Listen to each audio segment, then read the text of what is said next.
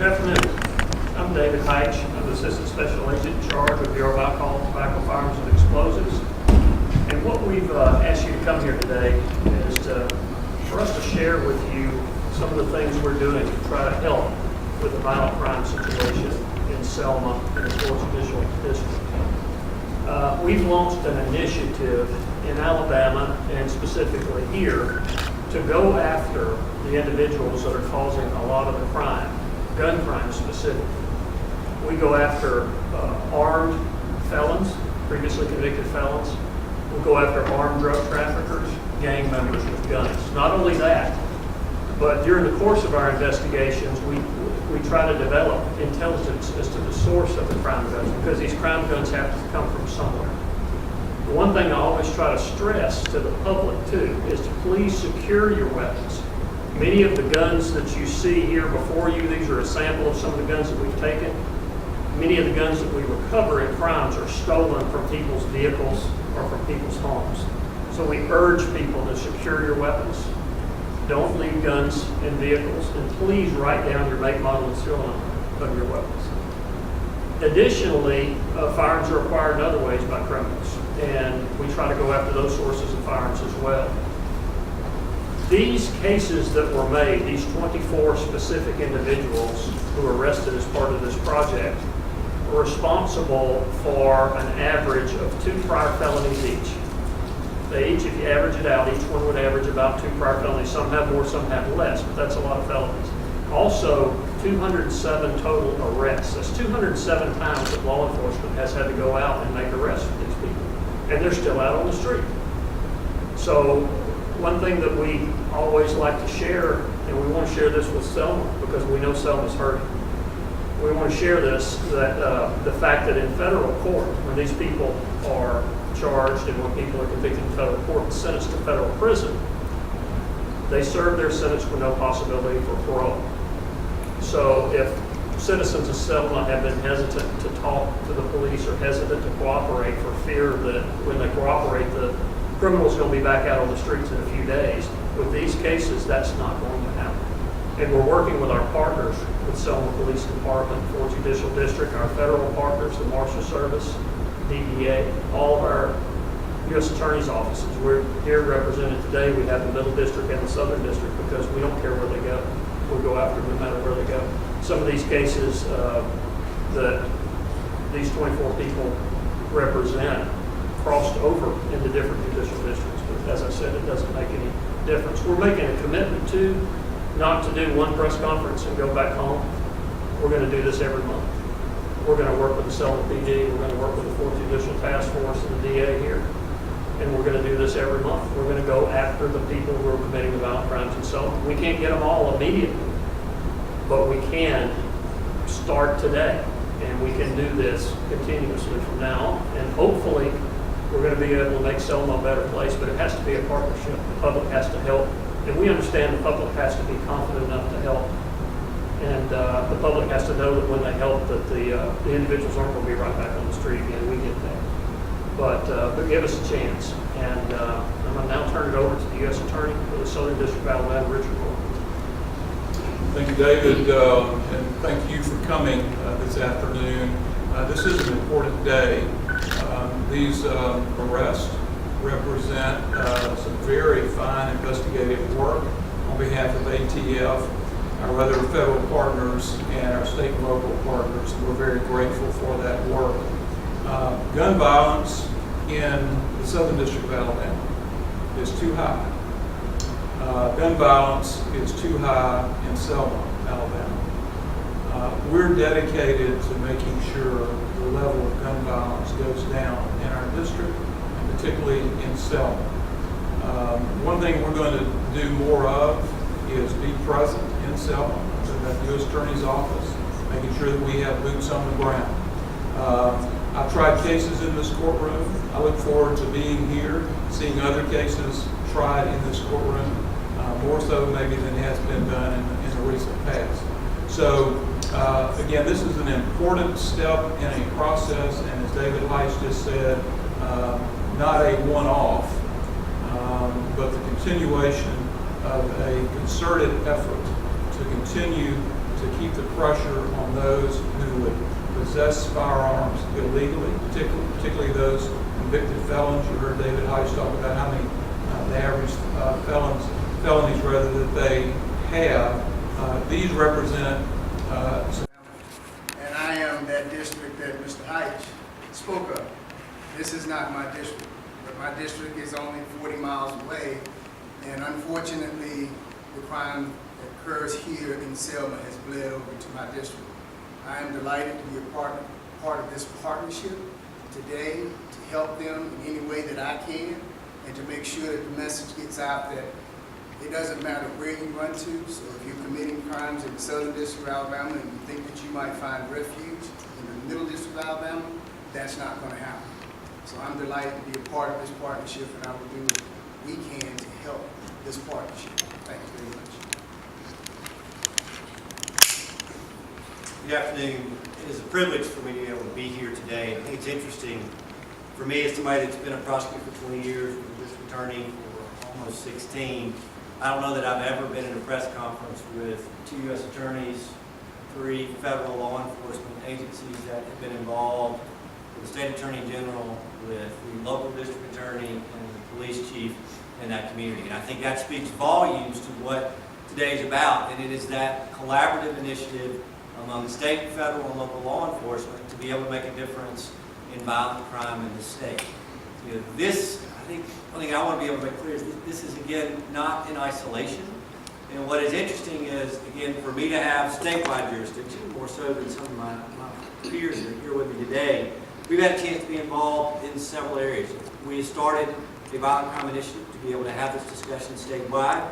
I know that our federal partners have had a violent crime reduction project, and we've been able to work hand in hand to be able to make a difference in Alabama. Here's generally kind of where we've been this year. In January, we were here in Selma, announcing 11 criminal arrests involving drug traffickers. In March, we were in Montgomery, announcing the arrest of 15 violent felons and drug traffickers. In May, we were in Montgomery with over almost 170 arrests of those who were illegally possessing firearms. In June, we had 29 arrests that were announced in Mobile. These were all violent felons. Collectively, we were able to take off the streets. And although my friend Louis Franklin will talk about it because he's that humble, we've seen the results of the initiative, particularly in Montgomery, with almost a 16% reduction in violent crime in that city. And so that's collectively what we're here to be able to talk about, is how we've all been able to work together that we can see tangible results. And so very grateful for the work of all the agencies that are represented here today.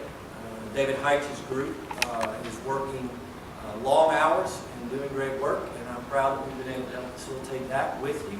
But grateful for the commitment of many to be able to say, not only in Selma, but in the state, that we want to make a difference. So again, I will echo what Richard Moore said, is that, again, today is not in isolation within Selma. We were here before, we're here today, and we will be back again, and that is something I think that people in this community should be proud of. Thank you very much. Good afternoon, I'm Michael Jackson, the district attorney here. A lot of citizens have been complaining and asking for help because these gangs in Selma. I lost count of how many neighborhood meetings and town hall meetings I've gone to. But I did get on the message that at some point we were going to get a big room and sweep all these gang owners up out of here. These gangs from Selma have infiltrated Montgomery, Prattville, Wilcox, Perry. They're spreading out. And given that we need all these different partnerships to stamp them out, word has gotten around. People are talking. Everybody knows something is going on. And of course, we've asked that all these agencies stay here in Selma for a while. We need that. We don't need anybody to leave and all of a sudden these groups come on back. We want them to stay out of Selma. Hopefully they'll go to another area. Thank you. I'm Spencer Collier, I'm the Chief of Police in Selma, and I'll echo the sentiments that have been said.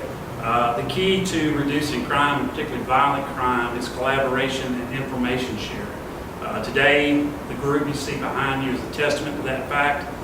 As I've told you, as I've told the citizens of Selma, Help was on the way. We've asked for that. And not only are they here, but they've committed to be here, not just for the short term, but the long run. And I want to each and every one of them, on behalf of the citizens of Selma, greatly appreciate it.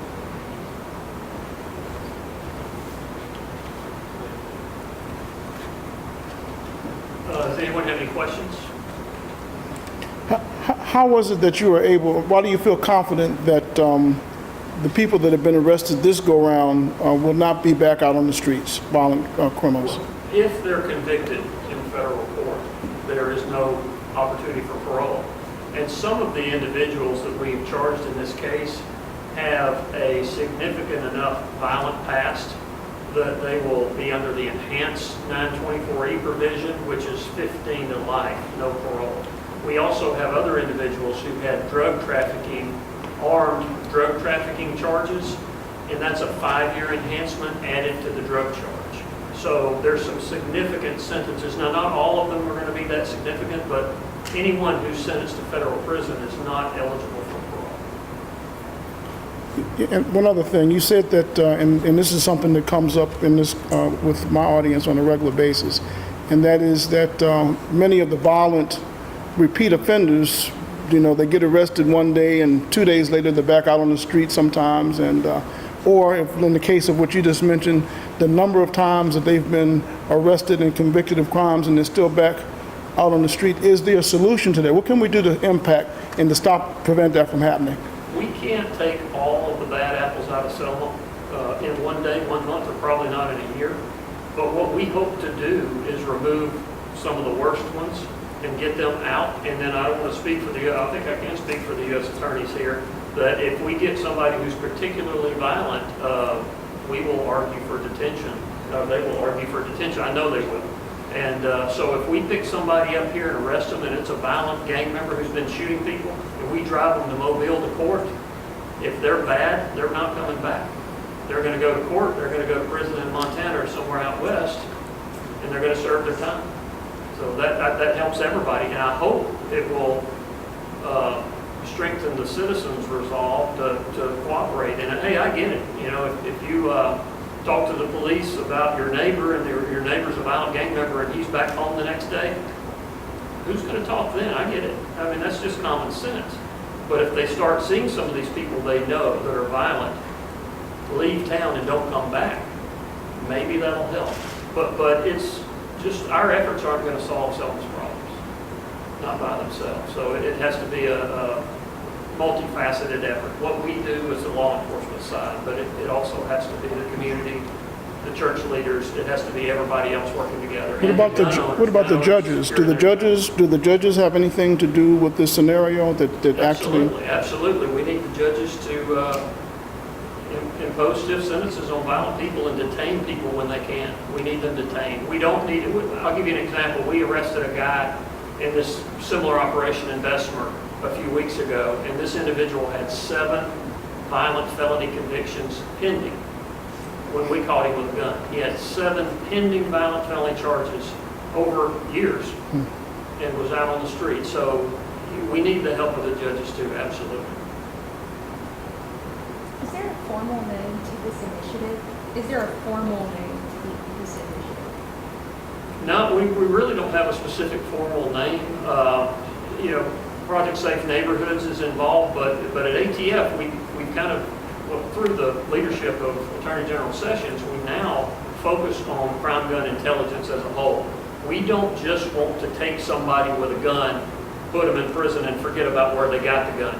If somebody is out there buying guns or stealing guns and selling them to felons or trading guns for dope, we're going after them too. So we're not just boxing ourselves in with just Project Safe Neighborhoods. It goes beyond that as well.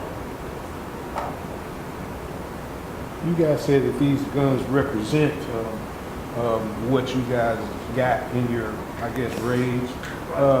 So these are not actual guns that came out of it. These are guns that came from crimes, but what happens, we're now using the National Integrated Ballistic Identification System pretty much all over Alabama. What that means is when we recover guns from criminals, our partners in the police departments or the other federal agencies or ATF, we test fire the guns and we enter that shell casing into a database. At the same time that is happening, shell casings from all over the state used in crimes are recovered and put into that same computer database, NIDA.